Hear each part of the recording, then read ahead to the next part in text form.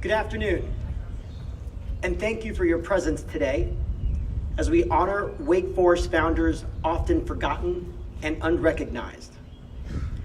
Today's event marks the 8th time we have gathered as a community of learners and scholars to reflect on the lives of all enslaved individuals, known and unknown, who helped build and sustain Wake Forest College. The Wake Forest acknowledgement of its formal ties to the institution of chattel slavery can be traced to 1935 with the publication of George Washington Pascal's History of Wake Forest College, Volume 1. It wasn't until 2018 that the university started to make very intentional efforts to lift up the stories, voices, and experiences of enslaved peoples with ties to this institution. That spring, students in the Divinity School partnered with students in the Sociology department to plan and hold the first commemoration of the enslaved. Since that first commemoration, the leadership and call to action of those students and faculty have prompted our continued work to remember and expand our narrative. From the continued work of the Slave Erase and Memory Project, to approving the design and location of a new memorial on our campus, to the continued efforts of students studying and amplifying our contested past, to university faculty and researchers learning new names and narratives of the enslaved, our community has never been better prepared to meet this moment of reverence and of respect. So let us remember and reaffirm those who did not have a choice in planting and cultivating the seeds of Wake Forest College. Seeds that would eventually grow to become Wake Forest University. May our time today serve as gratitude for their labor, as well as recognition of the sacrifices they made to benefit students, staff, faculty, and alumni they would never meet.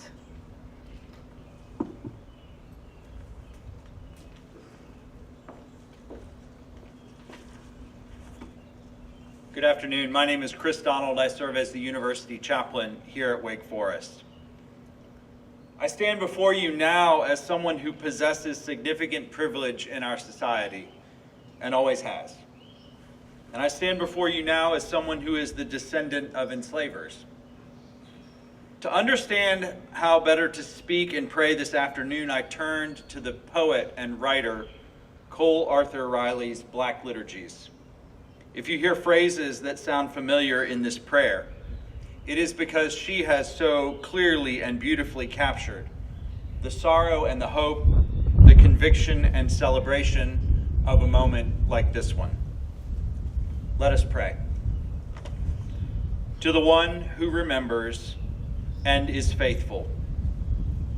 This is a difficult time in our national life to remember, as those in power once again rewrite history, as people are encouraged to embrace collective delusion in an attempt to preserve their own comfort, assuage their conscience, or deny their complicity. Help us to remember well and truthfully. We know that the power of collective remembering is to expose the erasure of people and their stories, to show the way toward justice and peace, and to name and honor a story that is authentically a shared story. This day we remember those whose bodies endured the deepest evils, terrible violence, and ruthless exploitation. We remember those whose lives were stolen to make this place, justified by the lie of the greater good, by the hypocrisy of enlightenment and freedom. In this place, it is so easy to dream of the future and to dismiss the past.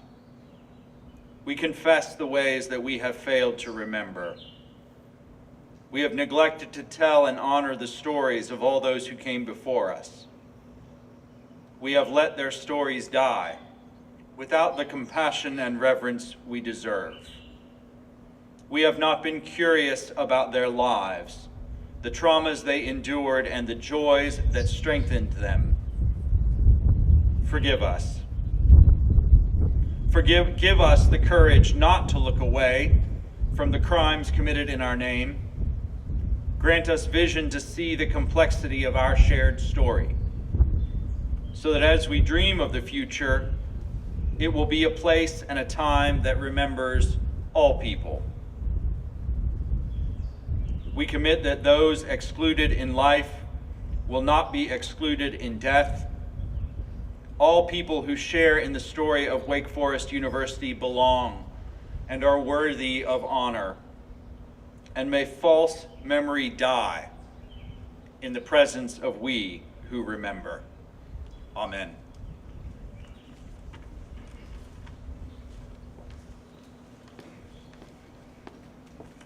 Good afternoon. My name is Sean McClure, and I have the privilege of serving as the project manager of the Slavery, Race, and Memory Project.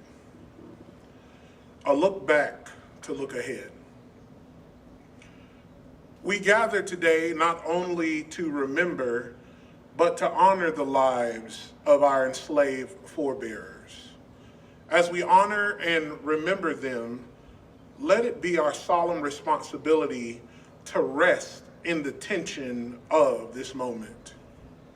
We join together as the beneficiaries of their sacrifice and lived experience to speak their names, reclaim their humanity, and shatter the silence that has shaped Wake Forest University from its very beginning. It is true that Wake Forest has been sustained in some way, shape, or form by the lives of enslaved individuals. It grew through their unrecognized labor, and for nearly 2 centuries, those lives were whispered about only in archives, in ledger books, and the faint traces of brick and bone. Yet, storytelling, the practice of giving voice to what history sought to erase, has always been the way in which oppressed communities have transformed memory into meaning. Storytelling is both testimony and dream, a way of saying we were here, and a way of imagining what freedom might yet become. We now inherit a sacred responsibility. We must tell the story. This work calls us not to solely build monuments of stone, but to become living memorials.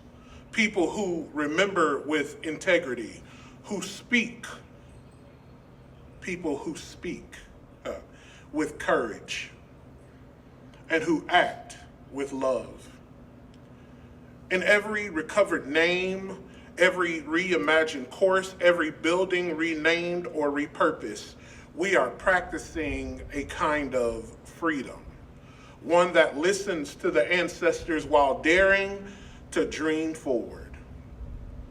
So as we begin, let us hold a few truths in tension. Remembrance is not an end, and healing is not passive. Storytelling in this sense is an act of repair. It is a call to reimagine institutional culture, not as something fixed, but as a living ecosystem, one that grows stronger when it centers the voices once silenced.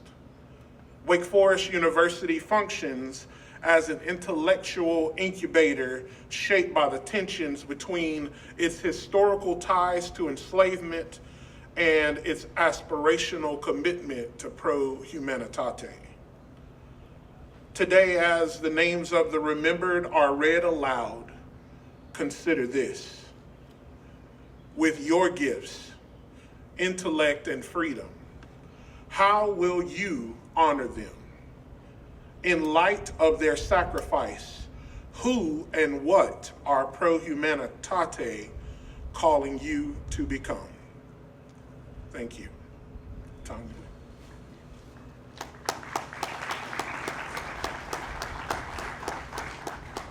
Good afternoon. I'm Tanya Zanish-Belcher, Director of Special Collections and Archives. Today, we remember the enslaved individuals who were sold or rented out to work for Wake Forest College, the institution that became Wake Forest University.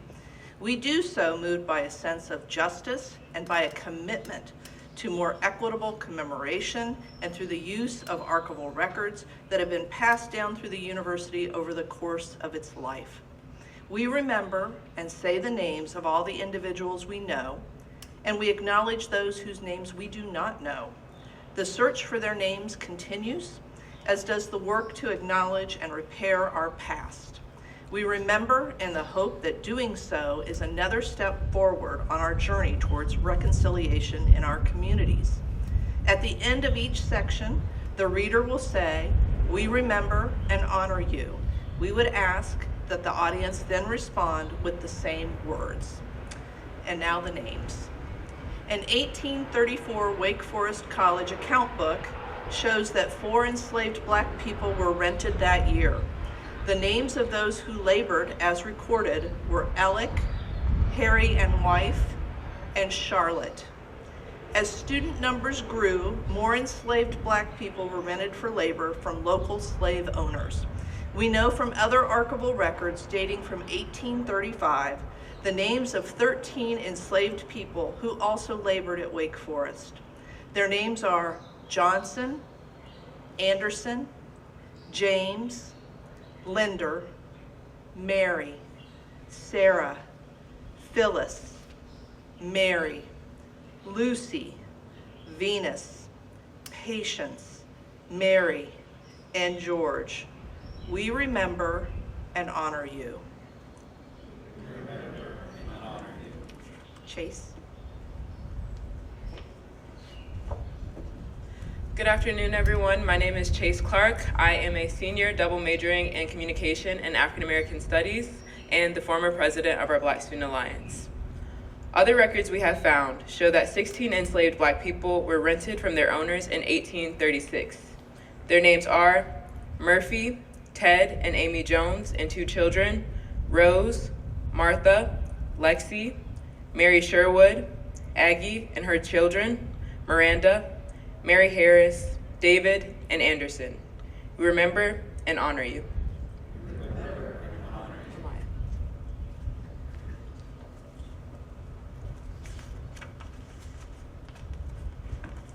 Good afternoon, everyone. My name is Amaya, and I'm the 2025-26 Student Body President. In 1835, 4 enslaved laborers labored to construct the college building. 2 of them were killed in a fall during the construction. There is no known record of their names. We remember those 2 men whose names we do not yet know. We also remember an enslaved person who labored as a custodian in the college building. Numerous enslaved Blacks were hired for this role during the remaining antebellum period. We remember Verton and the other college servants whose names we do not yet know. In the 1840s, 2 enslaved Black women, Betty and Inez, were sold, and the proceeds of their sale were given to the college. We remember Betty and Inez. We remember and honor you.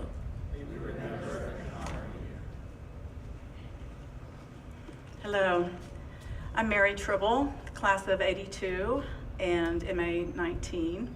I'm also host of the Wake Women podcast. I stand before you too as a descendant of enslavers. My 4th great grandparents were Sally and Samuel Waite, who founded this university and enslaved people as they founded the college. Before the Civil War, Wake Forest received a major bequest that included land, homes, and enslaved Black people. An auction of the enslaved was held on May 7, 1860. It was overseen by Samuel Waite, who was then chairman of the trustees under President Wingate. The proceeds of that auction were used to start the college's first endowment. We remember Harvey, Tom, Venus and Child, Mary, Emma, Latisse, Isaac, Jim, Lucy, Caroline, Pompey, Emma, Nancy, Harriet and her child, Joseph, Harry, Anne and her two children, Thomas and Mary. And I know two names of individuals that the Waits enslaved, so I'd like to include Mary and Dicey as well. There are gaps in any archival record, and there remain sources in our own archives that we have not yet uncovered. Our work to discover and honor enslaved Black people who worked for the Wake Forest College continues. We remember those individuals whose names we do not know. We remember and honor you.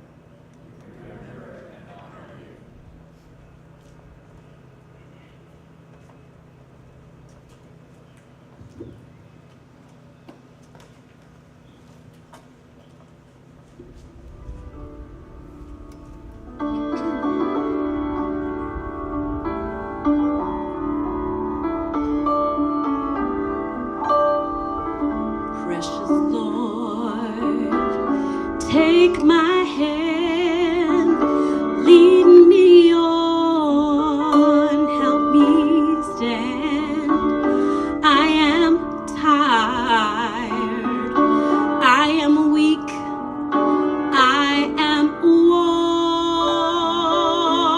through the storm, through the night. Lead me on. Take my hand, precious Lord, lead me home. Precious Lord, you're the one that I build my life on. You're my rock, you're my hope.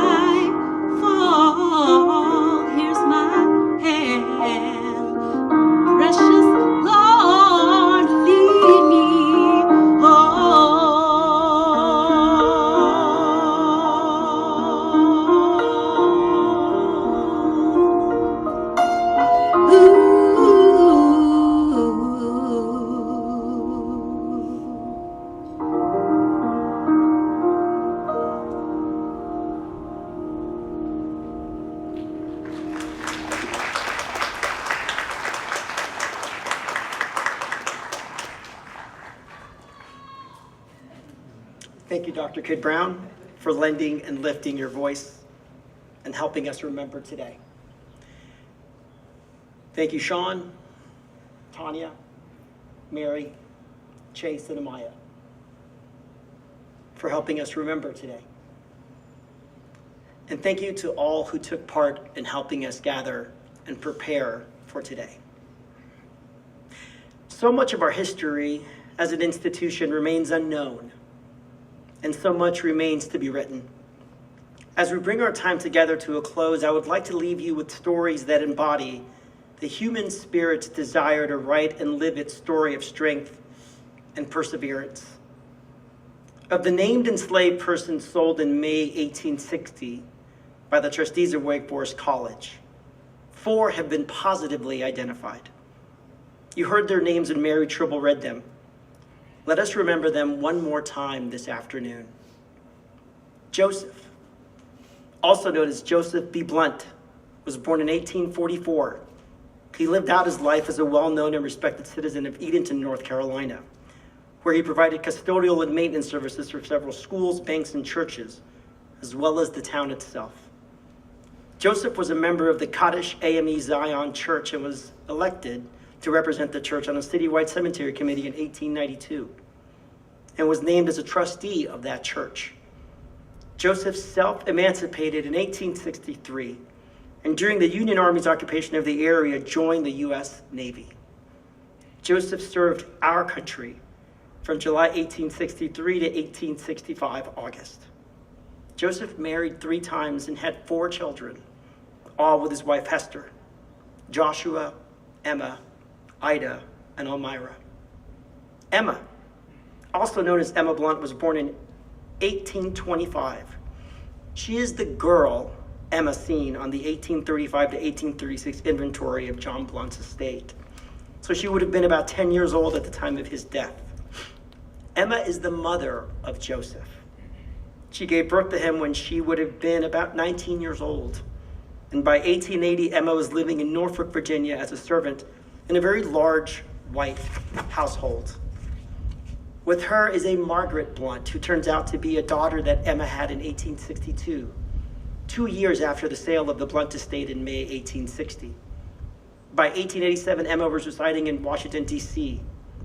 Both she and her daughter Margaret did domestic work in different households around the city, and Emma is noted in several D.C. directories to be the widow of Henry. Henry Blount is also named as Joseph's death certificate to be his father. It is highly likely that this is the Henry Harry from the sale. Emma died in Washington, D.C. on September 12, 1902, and her daughter Margaret remained in D.C. until she died on January 4th of 1942. Henry and Harry is also known as Henry Blount or Harry Blount. It is suspected that Henry from the May 1860 sale is the same person who was the husband of Emma and father of Joseph. Furthermore, it seems probable that Henry Blount, noted to be Emma's husband and father of Joseph, would have been the same Henry and Harry from that sale. And finally, Nancy. Nancy is also known as Nancy Blount. It is believed that she married Henry Scott in Chowan County on November 27, 1871. It appears that he was cohabitating with Henry in his hometown of Southampton County, Virginia in 1870, and that she gave birth to a stillborn baby boy on January 10, 1871. It is known that Nancy gave birth to 6 additional children: Mary, Betty, Washington, Martha, James H., and Jane. Nancy Blount Scott died on December 20th, 1886. Her record of death explicitly confirmed that she was the wife of Henry Scott, son of Willis. The stories of Nancy, of Henry, of Emma, and of Joseph will never be confined to Wake Forest College, and neither should any of our stories. I wish you and your loved ones a pleasant evening and a good end to the academic year. Thank you. Take care.